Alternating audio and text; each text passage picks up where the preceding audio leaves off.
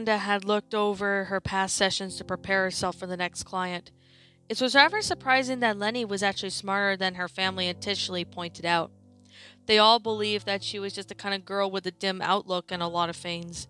The doctor had originally had the same thought, but under that kind, happy texture was a girl who was frustrated that deeply upsetted her treatment she's been receiving much of her life. The Louds were certainly proving to be an interesting family. From Lisa, who secretly wished to be normal, and Lori wanted to be viewed as cool, big sister to her siblings, it made Miranda wonder what else the family was hiding from each other. But now it seemed Dr. Lopez might be coming across rather a troubling Loud. According to two of her sisters, Luann was rather annoying due to her constant puns, pranking, and which the 14-year-old dialed up to 11 on April Fool's Day.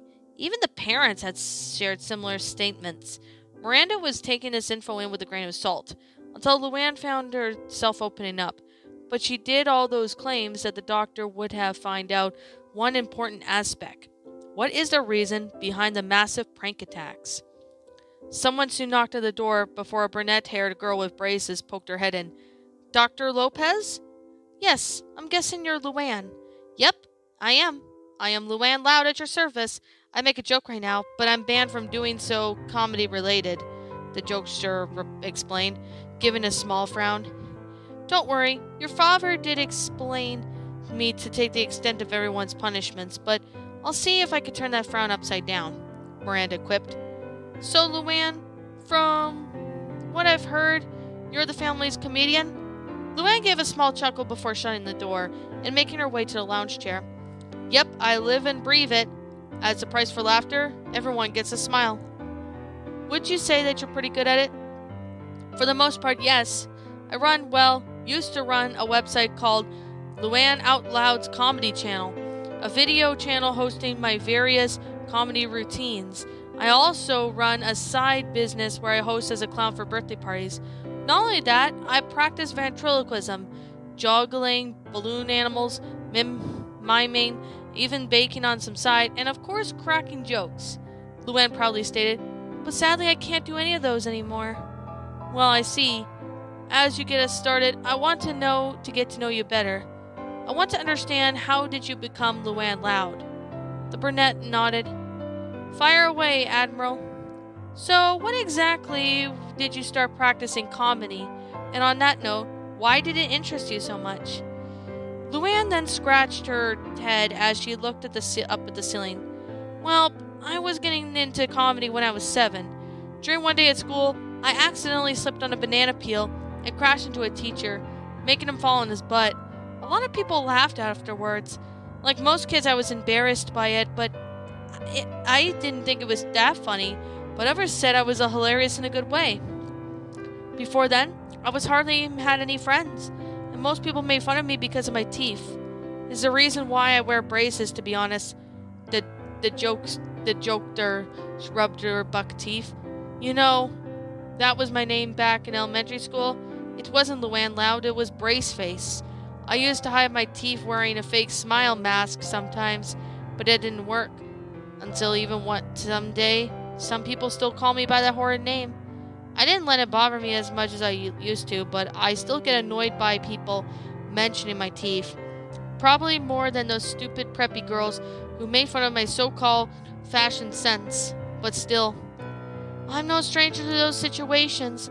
I've had a couple kids in the past who had visited me due to similar circumstances, Dr. Lopez admitted. So when I accidentally made a fool of myself, I suddenly became a class clown. All the attention I got, it felt intoxicating, I guess. If the others were going to see me as some sort of comedian, then I figured I might as well give them what they want. I hit it off quite well with Practical Joker. I used my own allowance to buy gags and do small-time pranks, and other times on myself in the midst of my small-time career. But over time, I got too absorbed with the parades and got very cocky and an attitude. I don't want to go into details, but let's just say that one April Fool's Day, I accidentally caused one of the school's water pipes to burst, and it flooded half the building. Luann laughed nervously. Oh boy, I got in such a grounding after that, and was lucky enough not to get expelled. How did you manage to do that? It was part of a prank, the comedian smiled sheepishly. Gonna need to get down to the reasoning behind these large-scale pranks, Miranda noted. What happened when you returned to school? Luann's contorted face turned into another frown. When I got back, instead of being appreciated as a class clown, I was shunned by the school for months. Not only was called Braceface, but I got a new name as now, Miss Pipe for Brains. Plus, added to the question of the other kids asking if I was ready for a flood, that was only when I wore a skirt. The 14-year-old gave a small blush at that. I'm guessing this all continued throughout elementary?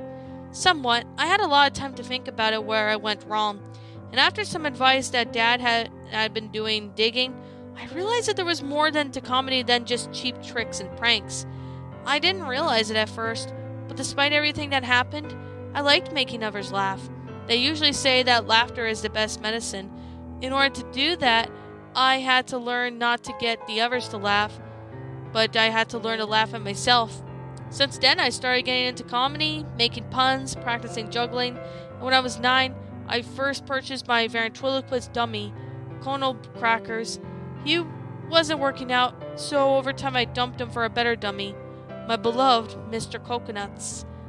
Luann sighed. I hope he's okay living in the storage box. So you've been practicing comedy since then up till this point? Luann nodded. I gotta say, I've been pretty stepped up in my game since I was little. I have gotten better at making jokes. I'm a certified clown. I even met my friend Giggles at a clown school. So I just love making little kids' birthday parties quite entertaining. One of my best acts is upping up my pranking game. I've got plenty of good, simple pranks, and even some large-scale ones. Miranda tilted her glasses. Care to list any examples? Well, there is a simple pale door trick shaving cream lever prank, but it's the biggest ones I have saved for my favorite holiday. April Fools, Luann giggled. The 14-year-old went into detail on some of the pranks Dad had put on especially for that holiday. For the past few years, such as acts included nailing all the house furniture to the ceiling, covering the house in wrapping paper, trapping her siblings in the jello, shaving off her sister's eyebrows, even the pet's fur. Time for flower bombs that would quite cover the entire room with substance, misleading signs, embarrassing videos, sticky tape traps, and generally the most any prank she wouldn't pull on a typical day. Miranda was quite surprised at the length of list Luann was giving, and had summarized at the other sister's claims that were very much true. Well, it seems like you really enjoyed April Fool's Day, the doctor said nervously. Well, duh. It's the only time of the year I get to go all out and unleash my prank apocalypse that I have planned. I'm still wondering what to do for next year. Okay, let me ask this, Luann. I know you enjoyed the holiday, but does your family share the same sentiments? Luann scratched her head. Well, they used to when I was younger, but over time they started to take measures to avoid pranks. Lisa even built a shelter in her backyard for that holiday. I think it's a tad bit overboard, but still, they can't avoid the master prankster forever. Luann laughed. I see. Miranda looked over at her previous notes. Luann, this might sound a bit personal, but do your siblings not find you funny at times? Well, not quite. The comedian remembered all the times. Her siblings would just groan at her puns she made, some of which were understandable, as the joke was clear as day, but some of the jokes could have knocked our socks off. Luann just didn't understand why her siblings couldn't find them to be funny. Sure, there were a few occasions where they still had some jokes she made to knock her socks off. Luann just didn't understand why her siblings hadn't find them to be funny. Sure, there were a few occasions where she had a good laugh, but this was just a few and so far in between. The only person in the house who seemed to laugh at the joke was made by her father, but that was the only time they both got to have the shared sense of humor. It didn't help at times that Luann would also crack a joke during most inappropriate times, and nothing says about her pranks. Okay, you got me. They usually just groan at my jokes. And if they don't seem to enjoy April Fool's Day like you do, why go through all these large-scale pranks with your family? Wants no part in them. I just thought it'd be funny. I mean, you gotta admit, the wrapping paper joke was gold.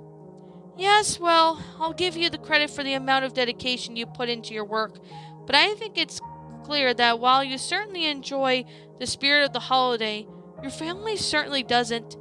I'm not too familiar with the rules of comedy, but I think you can help me with this one. Imagine that you're a headliner and your family's the audience. Luann nodded. I'm not sure if there's any rules into performing comedy, but is there any advice you can give? Easy. The basic rule of comedy is that both you and your audience must have a good time. And you can have a good time by telling puns, but your audience needs to be able to understand so they can get a good laugh. Miranda wrote this down. I see, but during the last April Fool's Day, was your family laughing when you pulled pranks on them? The teen hesitated for a moment. No? So when you pulled the pranks on the holiday, you were only one laughing, correct? Yes, Luann said, guilt creeping into her tone. So from the sound of it, it seems that you've forgotten your own rule. I think the best part at pranking your family for your own enjoyment. Now, while your pranks have been top-notch unusual, they can also potentially be harmful. What if the furniture you nail to the ceiling comes down on someone? The ceiling isn't exactly stable for the ground after all, nor suitable for holding a 30-pound piece of furniture. What if your siblings ended up suffocating in gelatin? Also, from the last April, you also said your brother had been attacked by raccoons from the prank you set up. What if one of them had rabies? Did you think about the potential consequences? The doctor questioned. Luann looked at the floor in shame. She didn't realize that while her April Fool's shenanigans were largely for her enjoyment, she didn't see the possible side effects her siblings could have gotten from them. Usually after every April Fool's Day, her sisters and brother shunned her for weeks, and she was still grounded by her parents. But at the end, Luann thought it was worth it, since she gave it over enough, and she had the opportunity to outdo herself next year.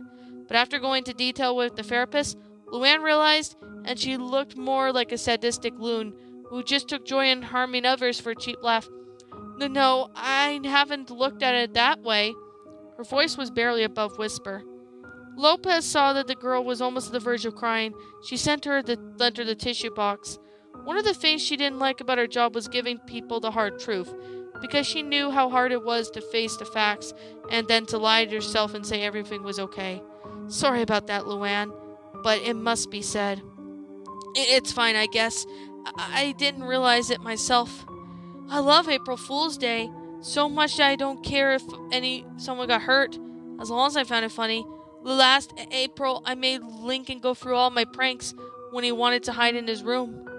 She could remember the hurt and irritated look Lincoln had gave to his damaged face, not to mention his missing eyebrows and nearly bald head, black eyes, sour lips, and his foot was even stuck in a bucket.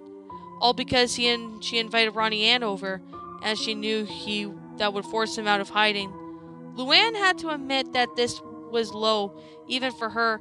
Even it was worse. She ended up misreading the signs of the kitchen, especially for Lenny, because she knew the blonde was dumb enough to fall for it. Her cheeks, when she realized it deliberately put on her dim sister in danger of being taken advantage of. I'm sorry, guys. I'm so sorry. What kind of a sister just sits there and laughs when she gets others' pain? Why didn't they stop me? Why didn't Mom or Dad do something? Luann sniffled. Miranda watched Luann start to cry into her hands. Did your family do anything to try and convince you not to go with it? Oh, wait, they did try to reason with me, Luann yelled, startling the psychologist. They locked me in a cage knowing what would happen, but what did I do? I just brushed them aside and to see my pranks come true. More tears started to flow out. The guilt obviously was taking a toll on her.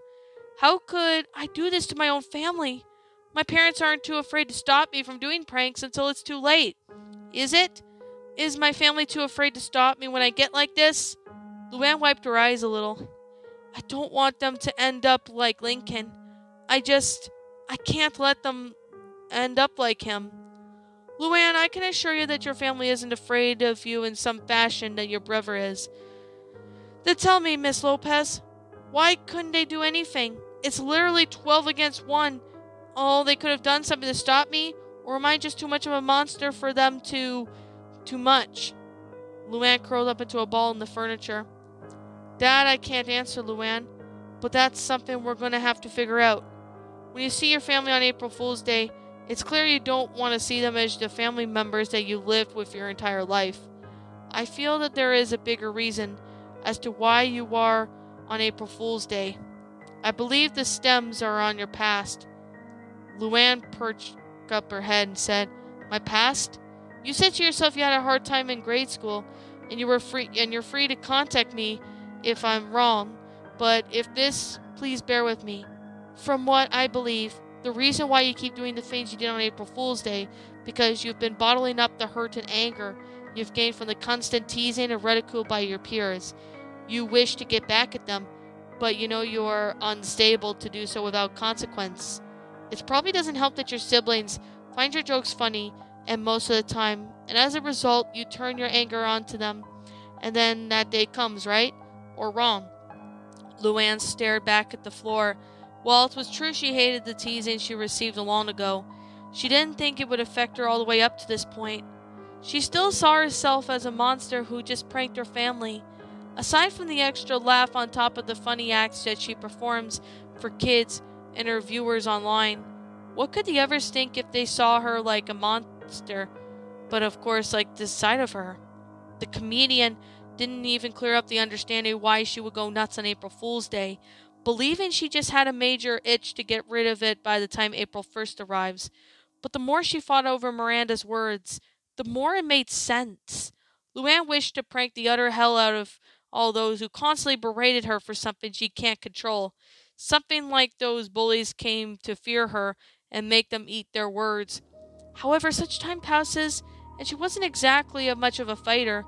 Luann may have forgotten what the bullies looked like, but she could never forget the harsh words, no matter how hard she tried.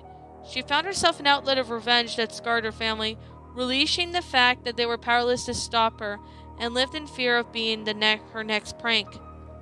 It's true. It has to be true. I loved April, the fact that my family was too powerless to do anything to stop me. I think at times I didn't see them as family members, just the bullies I had years ago. Putting me in a cage last April probably enforced this, not to mention the puns they made against me. I thought they didn't deserve to be treated like that. It just brought up my instance, where I had been shoved into a locker. I begged for hours for someone just to get me out, but it wasn't like school ended and one of the teachers finally found me there. I felt the exact same way when my sisters and brothers locked me in the cage. All they laughed and refused, just like my bullies. I actually cried a bit during that night, but I grew angry and promised to make them pay for their deed. Yet despite all that, the horrible conclusion that I deserved every second of it. For treating my family so horribly, worst of all, I took advantage of my brother's own feelings that day too. After all the pranks he went through, I was going to have Ronnie Ann cap it all by pieing him in the face. If I knew I was going to end up like this, I wouldn't have given up trying to be funny a long time ago. Possibly, but what else could you be good at, Luann? You've invested in so heavily in art. Seems like pretty hard to imagine something else, Miranda pointed out. The 14-year-old shook her head. I don't know. While you are very regretful for your actions, do you still want to make kids happy, right? The brunette nodded. And you still like to perform various acts for your social blog, right? Yes. And do you wish to make it up to your family? Do you want to promise them that you won't go overboard next time April Fool's Day rolls around? More than anything.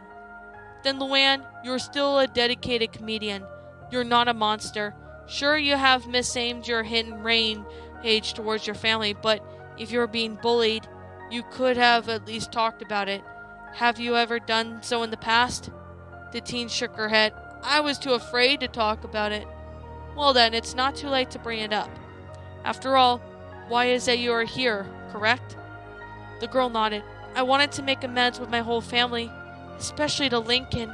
The whole sister protocol accident, I pretty much almost beat him up once. But thankfully, Lana hog-tied me before that happened. But that didn't last. I owe both Lincoln and Lenny a serious apology for taking advantage of their feelings and smarts. And it's not just them, but my entire family. She paused for a few seconds. I have no an idea how to do it, but it may take some time. You can take as much time as you need, my dear, but the good thing is you've recognized what the issue is and how to solve it. And remember, I can keep this information private if you wish. Luann shook her head. No, I have to do this myself. The doctor nodded. Anything else you need to get off your mind, Luann? No thanks, doctor. But thank you for helping me see my real problems. Luann gave a small smile, wiping her eyes. Now I'm guessing you want to talk with another of my sisters? Yes, Miranda stated, looking for her notes. Send in Luna, please.